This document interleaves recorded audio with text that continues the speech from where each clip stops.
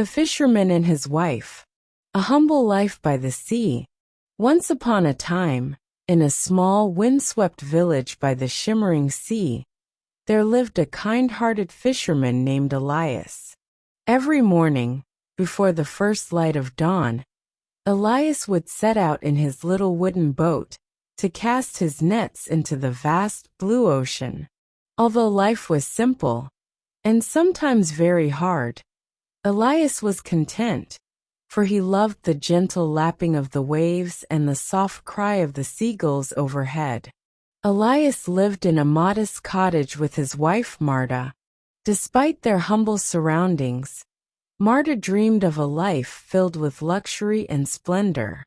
While Elias found beauty in the sea and its simple gifts, Marta longed for more. A grand house, fine clothes, and a world of riches beyond their little village. Although Elias did his best to provide for them, he was a modest man who loved his wife dearly, even if her dreams sometimes felt too big for their small life. A miraculous catch. One bright morning, as Elias rowed out further than usual into the deep blue sea, his net suddenly grew very heavy. With a careful tug and a surprised heart, he hauled in his net, and to his astonishment, he found not a common fish, but a radiant, shimmering fish with scales that sparkled like precious gems in the sunlight.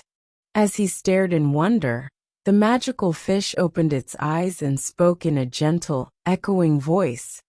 "Kind fisherman, please set me free, and I will grant you a wish."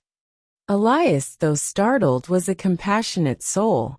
He remembered the many days he had toiled at sea and knew that such a marvelous creature deserved freedom. So, with a humble smile, he carefully returned the fish to the vast ocean.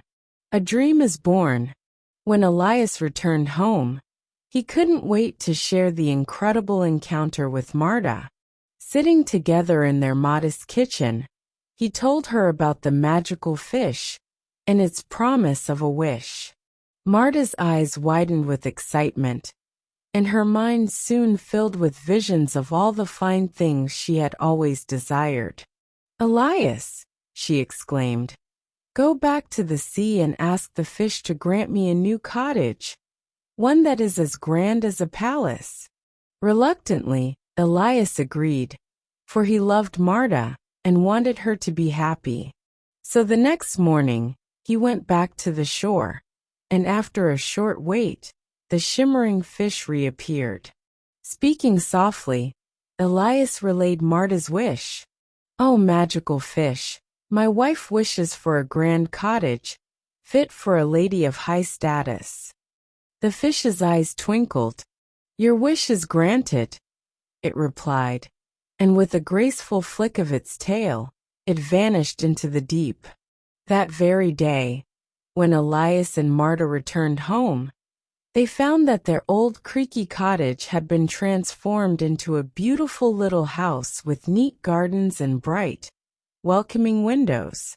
Marta clapped her hands in delight, and for a little while, both were happy. The hunger for more. Yet as time passed, Marta's heart grew restless. Although the new cottage was lovely, she soon began to long for even grander things. One day, while sitting in the bright parlor of their new home, Marta declared, "Elias, why should we live in a mere cottage when we deserve so much more? Go back to the magical fish and ask it to make us rich and powerful." Again, Elias felt a twinge of worry, but he loved his wife, and so he set sail once more. He found the fish gliding gracefully near the surface of the sea. Speaking gently, he explained Marta's next wish. "Dear fish, my wife wishes for wealth and power. She dreams of a magnificent castle with fine treasures and servants to care for us." With a soft glow and a swirl of sea mist, the fish granted the wish. When Elias returned, he found a splendid castle in place of their simple cottage. A towering, majestic home with high walls, lush gardens, and even a sparkling fountain in the courtyard. Marta was overjoyed, and for a time, the castle seemed to make her dreams come true, a never-ending desire. But as the days turned into weeks, Marta's heart was not yet satisfied. The glittering halls of the castle did not fill the void of her unending ambitions. Soon she demanded even more. Sitting on a grand balcony overlooking the vast lands, she declared, "Elias, now that we have a castle, we must have more. I want to be respected by all, to be a ruler over the seas and lands. Bring me the power to rule over everything." Elias's eyes filled with sorrow as he realized that Marta's wishes were growing too large too quickly. But he had no choice. He loved her and knew that he must do as she wished. With a heavy heart, he once again journeyed to the sea and sought out the magical fish. This time when he spoke, his voice trembled. "Oh, wondrous fish, my wife wishes to rule over all the lands and seas, to be a queen among mortals." The magical fish's eyes glowed with an otherworldly light, but after a long pause, it said in a solemn tone, "Your wife's greed has grown too large. I shall now return you to your true state." And with those mysterious words, the fish vanished into the dark depths of the ocean. The return to humility. When Elias sailed back to the shore, the once majestic castle had faded away. In its place, he found their humble cottage, as simple as it had been before the first wish. Marta stood at the door, her eyes wide with disbelief and sorrow as she realized that all her grand dreams had been swept away.